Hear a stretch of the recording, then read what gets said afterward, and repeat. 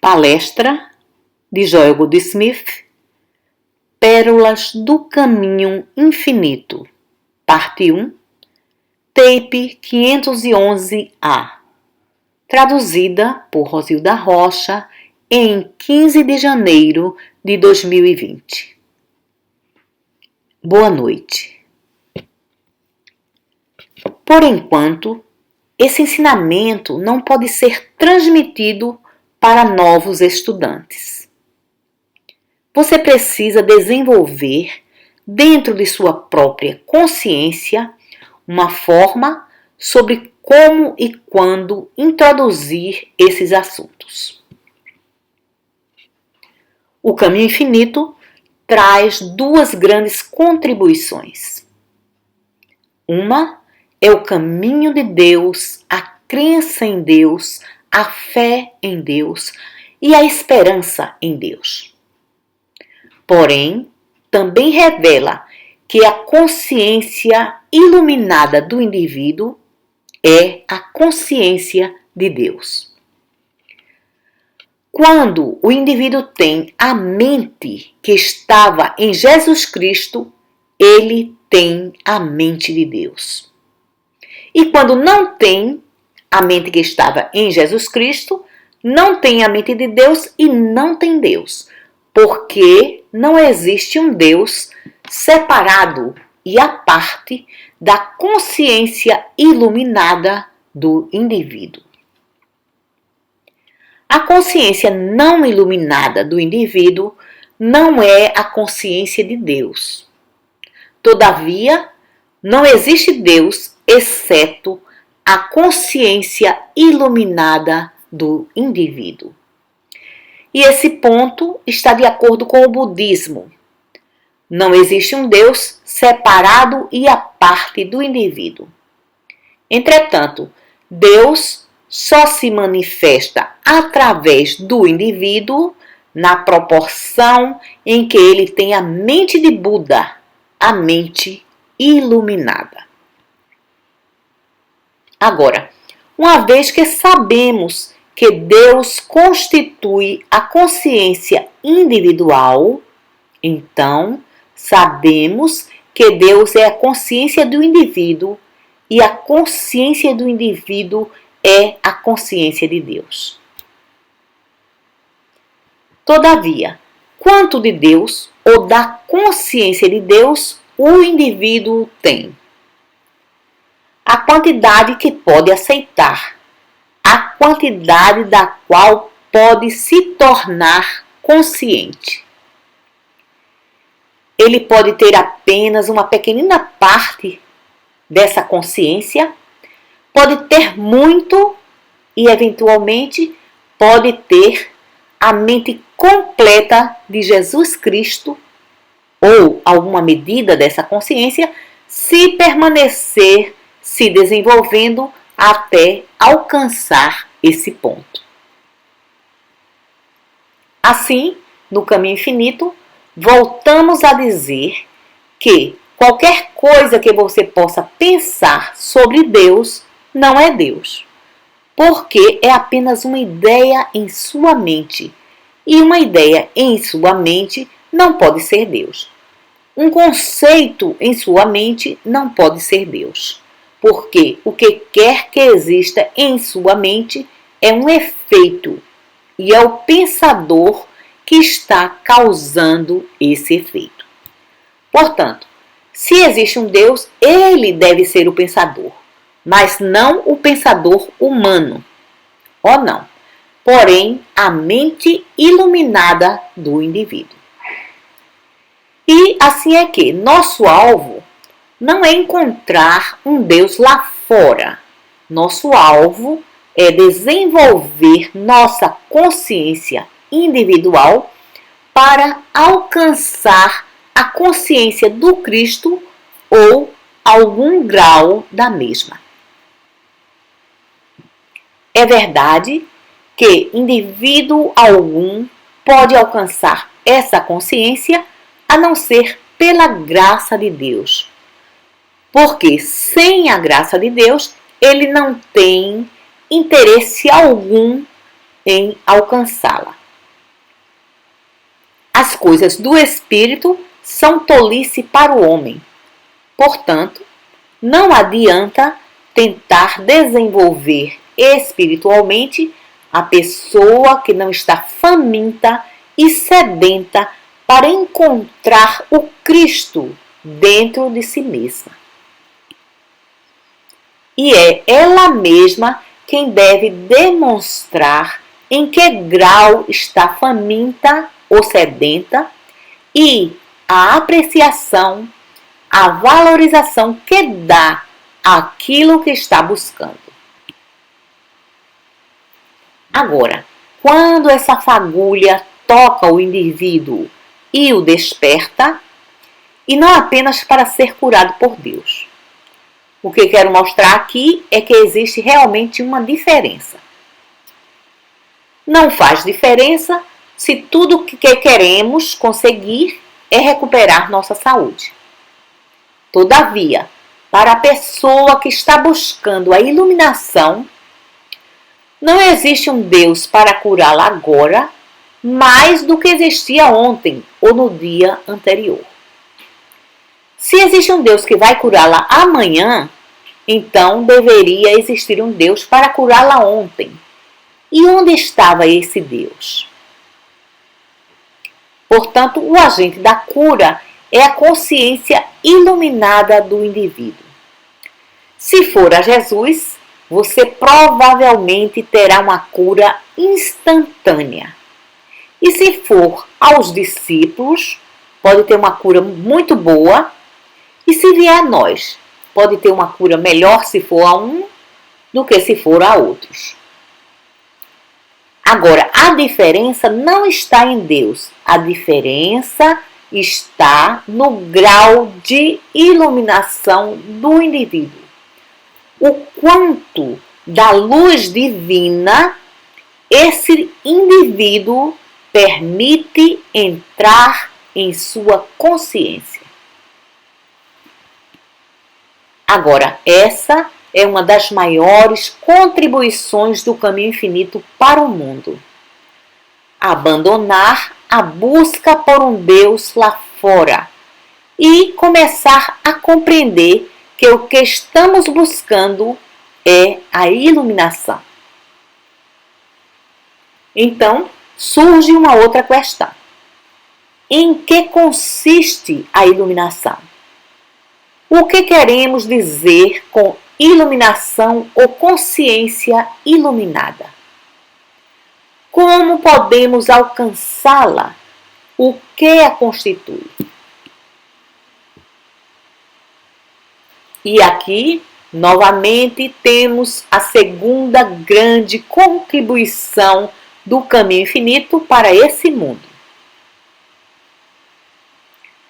Uma consciência iluminada, isso está no livro O Caminho Infinito, é um estado de consciência que não odeia, teme ou ama o erro em qualquer de suas formas. Isso é iluminação. Isso é a consciência do Cristo, ou a consciência espiritual, ou a mente de Buda. Quando a consciência é desperta para a realização de que, desde que Deus é muito puro para ver a iniquidade, então a consciência individual precisa ser levantada a esse ponto, onde é muito pura para ver a iniquidade. E não tem que vencer o mal ou destruí-lo, tem apenas que reconhecê-lo como ilusão. A consciência iluminada é esse estado de consciência que está sempre serena na realização de que existe o meu reino e que esse é justamente o meu reino.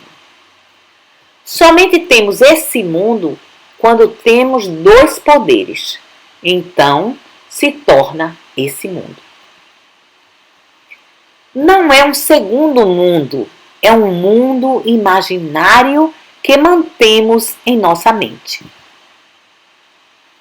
E no grau em que temos somente um poder, uma presença, uma causa, um efeito, uma realidade, nesse grau somos iluminados. E nesse grau, esse mundo é vencido no sentido de ser deixado para trás, ser visto como ilusão.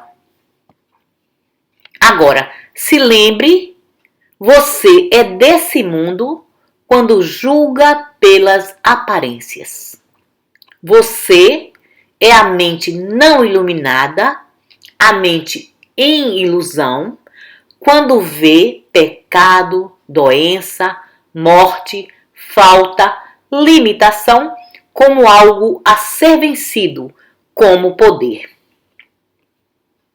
Você é a consciência iluminada, você alcançou em uma certa medida a mente que estava em Jesus Cristo, a mente de Buda, quando percebe internamente que todas as aparências são ilusórias. Elas não são formas, condições ou pessoas, mas são estados de ilusão, uma percepção ilusória. Porque, uma vez que reconheça isso, poderá ser obediente à revelação do Mestre. Não resistais ao mal. Largue sua espada. Quando precisa tomar a espada física ou a espada mental, ou quando tem que proteger a si mesmo dos males desse mundo, você não é iluminado. Agora, uma vez que tenha percebido a consciência individual iluminada como a consciência de Cristo, você não tem mais coisa alguma a fazer. O Cristo faz todas as coisas, uma vez que perceba a natureza da consciência individual iluminada, como onipotência, onisciência, onipresença. Porque Deus constitui a consciência individual. Assim, mas no começo você está dizendo a seus estudantes que Deus é onisciência, onipotência, onipresença. Está dizendo a seus estudantes que a natureza de Deus é onisciência.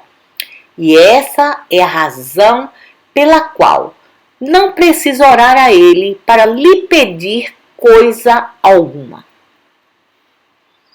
E está ensinando aos estudantes que Deus é onipotência, e essa é a razão pela qual não existe o mal, porque Deus é o único poder. Porém, à medida em que você mesmo alcança a consciência do professor ou curador, surge a compreensão de que esse Deus sobre o qual está falando, esse Deus constitui a sua consciência, a minha consciência. E nessa consciência não existe coisa alguma para ser influenciada ou ensinada ou usada. Nenhum poder a ser usado, porque minha consciência, sendo a consciência de Deus, é ela mesma onisciente. Ela conhece minhas necessidades e assim por diante. Então, quando compreende que Deus constitui a consciência individual, compreende porque eu e meu Pai somos um e tudo que o Pai tem é meu. Porque tudo que Deus é constitui minha consciência. E o ser de Deus, os atributos de Deus estão corporificados em minha consciência. Quando estuda nossa literatura, pode verificar que todos os livros trazem essa mensagem e a revelam. Porém, não pode entendê-la até que haja uma evolução em sua experiência e, num certo ponto, a mensagem o atinja. e só então pode dizer: enquanto antes era cego, eu agora posso ver. E daí em diante você começa a relaxar. Agora vamos ver como isso opera. Encontramos no livro A Vida Contemplativa, no capítulo Contemplação Meditativa, o seguinte: ressurreição, em seu sentido místico, significa ressuscitar o Filho de Deus para fora do túmulo dos sentidos físicos. Então, deve ficar claro que nascemos dentro desses sentidos físicos e pensamos somente através da mente humana. E ressurreição significa levantar o Filho de Deus em nós, até que o Filho de Deus seja nossa mente, não os sentidos físicos, não a mente humana. Significa também ressurreição no sentido de nos levantar para fora do sentido físico do corpo.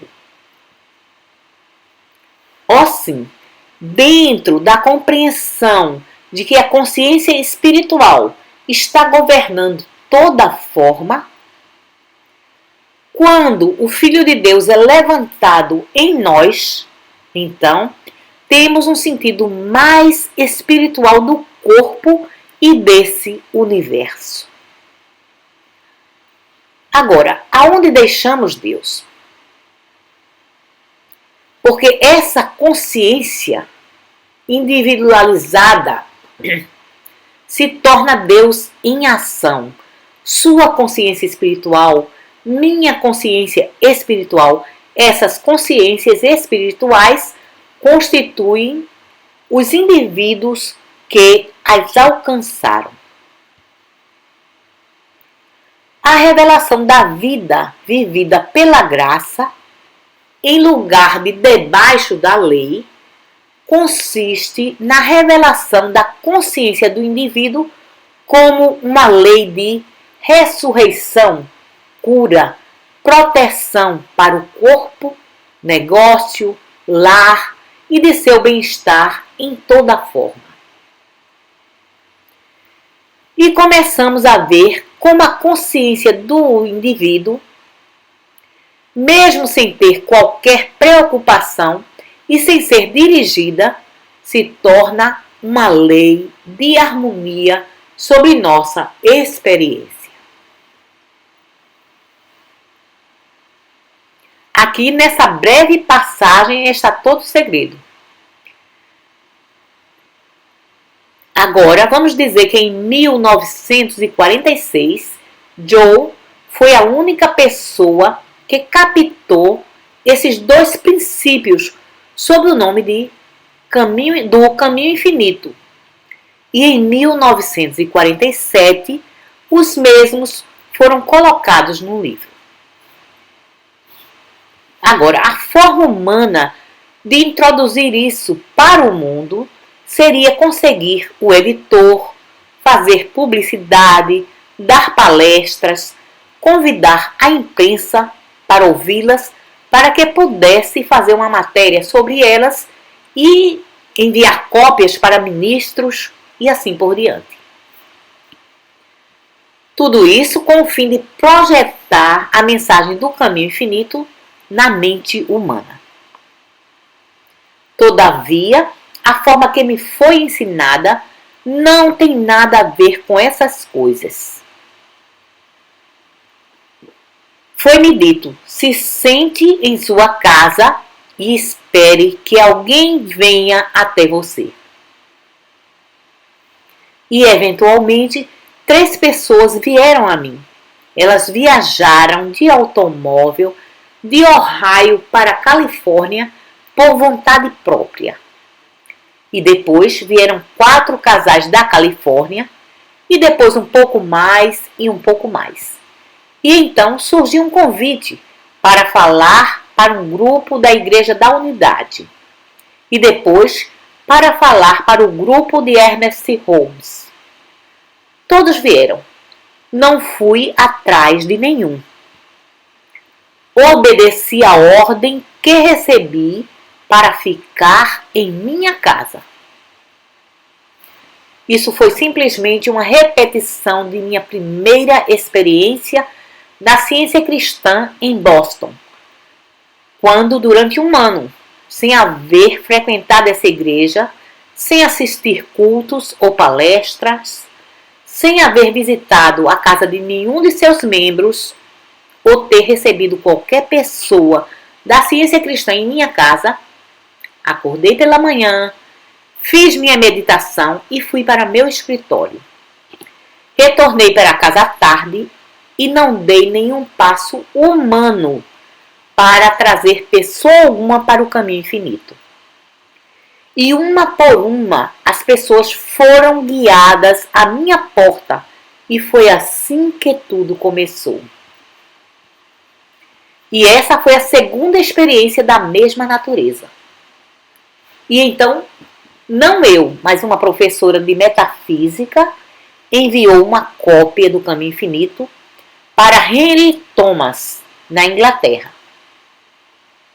E o livro causou um impacto tão grande sobre ele que escreveu um livro, um artigo, chamado O Caminho Infinito. E esse artigo foi publicado em sua revista. Fez tudo isso sem me pedir, sem me escrever, sem nenhuma consideração de minha parte. E a resposta foi tão tremenda, a demanda pelo livro foi tão grande, que os editores George Allen Unwin, de Londres, George Allen e Unwin, de Londres, me escreveram e me perguntaram se podiam publicar o livro. No final, Harper veio até mim e então o Sr. Zeppos, da editora Julian. E assim foram lançados 4 livros de uma só vez. Você vê como tudo chegou, um caminho foi aberto e tudo isso chegou à minha porta sem qualquer ação humana de minha parte. Eu nunca fui a uma cidade ou igreja ou a qualquer lugar, exceto quando fui convidado. Nunca, sob circunstância alguma, pedi a pessoa alguma para lhe apresentar ou lhe falar sobre a minha mensagem. Não. E mesmo quando sou convidado, sempre pergunto: está certo de que sabe em que consiste essa mensagem? Recusei o meu primeiro convite para falar para um grupo do Novo Pensamento em Portland, Oregon, e pedi ao líder dessa conferência para ler o livro O Caminho Infinito novamente, para ter certeza se queria realmente que fosse apresentar essa mensagem, porque a mesma era contrária aos ensinamentos deles. E, a despeito disso, ele confirmou o convite. Agora, por trás de tudo isso está o princípio de que se Deus derramou essa mensagem em minha consciência, não foi para me fazer rico, saudável e sábio. Deus não iria me fazer um favor pessoal, porque essa mensagem não foi derramada em minha consciência como um indivíduo. Foi derramada na consciência humana e eu estava antenado e preparado o suficiente para recebê-la. E se Deus estava derramando essa mensagem na consciência humana, Ele devia também estar preparando outras consciências para recebê-la. Deus usa formas misteriosas. E foi de uma forma misteriosa que Ele fez com que tudo isso acontecesse. E agora, essa mensagem está estabelecida no mundo inteiro. E Ele a está trazendo também para dentro das igrejas e assim por diante. Bem, suponho que uma das maiores emoções que tive em toda a minha vida aconteceu essa semana, quando um dos nossos estudantes me enviou um panfleto sobre o assunto de que não precisamos sair pelo mundo para estabelecer independência e liberdade para o mundo. De que você não vai ganhar coisa alguma por fazer uma cruzada por uma boa causa. Entretanto, se sentar em casa em meditação, o mundo virá à sua porta para receber aquilo que você tem para dar. E o panfleto trazia uma completa exposição da própria experiência que aconteceu na mensagem do caminho infinito. E dizia que liberdade é uma ideia divina e que está estabelecida em sua consciência. Não precisa sair por aí para ofertá-la às pessoas, porque elas não podem recebê-la. Deixe-as vir até você. Isso foi maravilhoso. Você vê, tudo isso significa que a consciência que é Deus não pode ser alguma coisa flutuando no ar. É somente quando a consciência que é Deus se torna a consciência de um indivíduo que ela funciona em nosso nível da vida. Portanto, à medida em que a verdade se torna minha consciência e habito nela, ela toca você, ela alcança em algum ponto e de alguma forma ela vai alcançar você. Você é atraído para ela. Agora, humanamente, não posso fazer isso. Lembro que o motivo humano que trouxe Daisy aqui foi um vizinho que queria vir ouvir a mensagem, mas não podia vir sozinho. Essa foi uma forma engraçada de como as coisas acontecem, porque Daisy captou a mensagem e o estudante não. E posso lembrar das viagens de vocês para o Havaí, que eu não poderia ter feito com que acontecesse, poderia? Mas essa consciência divina, sem qualquer ação da minha parte, mas apenas meditando, habitando na palavra, essa consciência os trouxe várias vezes ao Havaí. Você vê, ela encontrou essas pessoas. Agora, se você pudesse saber das centenas de formas através das quais muitas pessoas vieram a nós, não apenas para serem abençoadas, mas também para que fôssemos abençoados. Posso lhes contar a história de uma mulher que estava morrendo na Califórnia e havia sido desenganada pelos médicos. E uma vizinha veio visitá-la um dia e disse para a enfermeira: "Tem um livro aqui que não posso compreender. E sei que deve ser lindo. Talvez queira lê-lo para a sua paciente." E lhe deu uma cópia do Caminho Infinito. E a enfermeira leu o livro para a paciente. E na noite seguinte, ela estava fora da cama. E na segunda-feira, estava em Portland, Oregon, para participar de um curso de 3 semanas que eu estava realizando. E frequentou tanto as classes do dia quanto as classes da noite. Ela estava com 79 anos na época. Retornou para casa e viveu mais 6 anos com uma ótima saúde.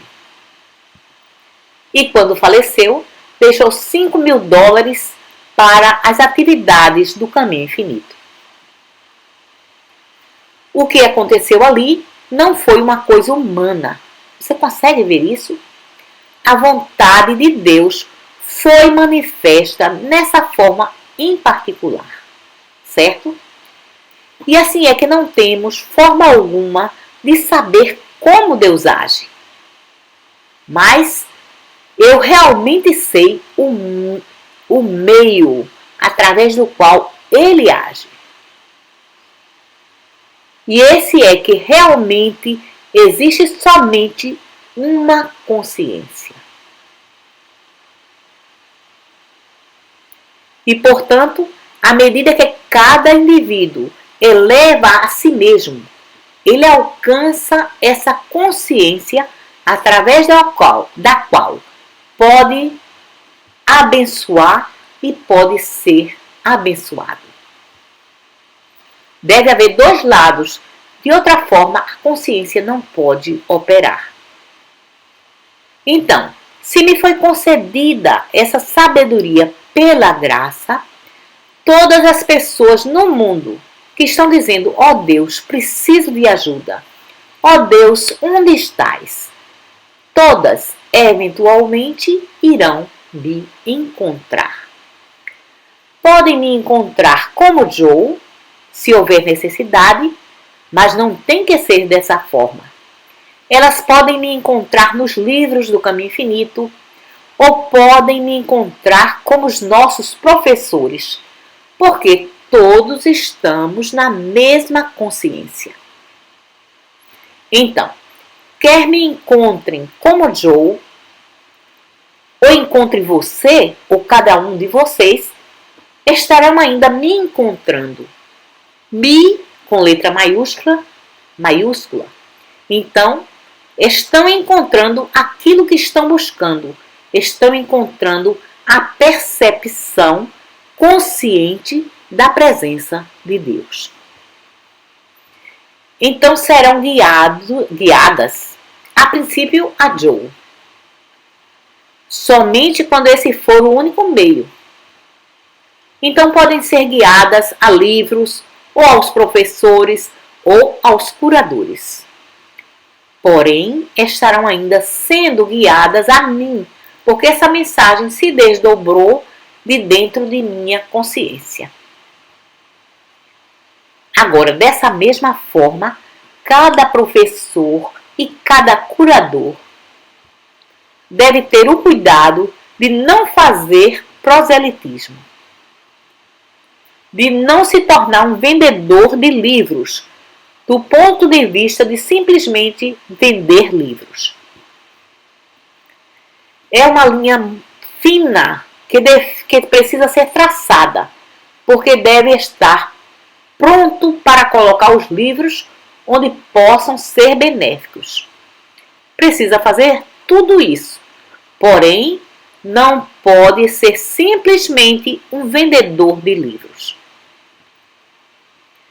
Da mesma forma, está apresentando aos estudantes a oportunidade de vir até você para receber instruções ou cura. E aqueles que têm centros estão apresentando esses centros e gravações e livros e encontros e classes. Todavia, por outro lado, precisam ter muito cuidado para não estarem tentando fazer vendas, não estarem tentando converter as pessoas para conseguir alunos. Você apresenta os livros, os cursos e deixa as pessoas livres. Simplesmente se lembrem disso. Se um estudante quiser vir hoje, nossa função é lhe dar tudo aquilo que temos. Se não quiser vir amanhã, isso não é de nossa conta. Os estudantes estão se desenvolvendo de acordo com a sua própria luz. Podemos lhes apresentar uma lição, mas não temos o direito de compeli-los a estudá-la. podemos lhes apresentar os encontros para estudo das gravações, mas não temos o direito de pressioná-los para comparecer ou dizer-lhes que precisam comparecer. Estamos ali apenas como uma luz. A decisão de se querem ou não estar expostos a essa luz é inteiramente deles. Então descobrirá que aqueles que estão famintos e sedentos da verdade se abrirão para essa verdade em seu grau mais elevado. E que você não pode fazer coisa alguma sobre os outros. Isso você vai descobrir no Ministério da Cura. Quantas pessoas existem que têm curas maravilhosas e então nos escrevem dizendo: muito obrigado.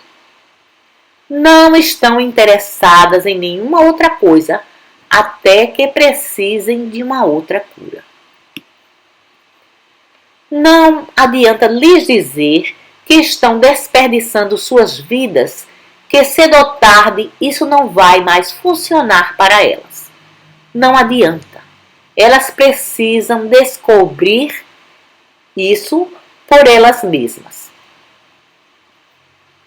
Vamos concordar que nós temos a pérola de grande valor. E a temos. E essa pérola é a percepção consciente de que Deus constitui a consciência individual. Minha consciência e sua consciência. A consciência do universo.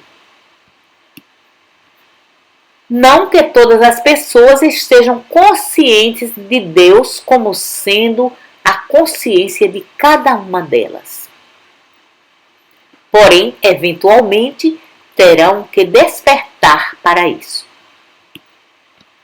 Se elas querem buscar Deus, o fim dessa busca surge quando descobrem que Deus constitui a consciência de todo ser, que Deus não pode ser encontrado nas montanhas sagradas ou templos sagrados, ou em Jerusalém, ou Roma, ou Boston, que Deus só pode ser encontrado unicamente como a divina consciência, a sua e a minha. Na proporção em que nos tornamos conscientes de Deus como nossa consciência, somos iluminados. Essa é nossa pérola de grande valor. Mas nossa pérola de grande valor tem um outro lado também. E esse outro lado é que essa iluminação, que revela Deus como nossa consciência individual, também revela que a natureza de nossa consciência é onisciência, onipotência, onipresença. Portanto, não preciso orar a minha consciência ou a consciência de Deus em mim, no sentido de lhe dizer coisa alguma, tentar influenciá-la, tentar comprar seus favores. Preciso relaxar nela, porque os pensamentos de Deus não são os meus pensamentos. Não existe forma alguma pela qual meus pensamentos possam influenciar Deus ou dizer a Deus o que fazer. Portanto, aceitar minha consciência como onisciente significa que preciso me sentar para meditar em silêncio e serenidade e deixar que minha consciência, a consciência de Deus em mim, fale a mim através da pequena e serena voz, ou como a voz do trovão que faz com que a terra estremeça. Todavia, o ponto que quero mostrar é que sou iluminado na proporção em que sei que não preciso buscar coisa alguma fora de mim mesmo. Nem tenho que dizer coisa alguma a Deus, implorar, mendigar, pedir, dar propina ou dizimar para influenciar Deus, porque Deus é onisciente. Portanto, meu contato com Deus é uma atitude de escuta. Além do mais, minha pérola consiste no fato de que Deus é onipotente. Portanto, não preciso do poder de Deus para vencer o mal, porque não existe mal algum para ser vencido, desde que Deus é o único poder.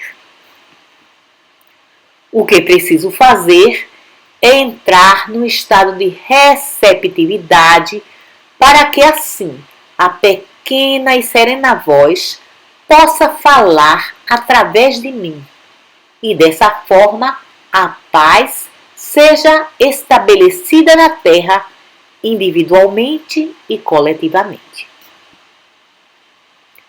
Não por rezar a Deus para acabar com as guerras e os tiranos, mas por deixar minha divina consciência manifestar a si mesma através da pequena e serena voz, através do silêncio.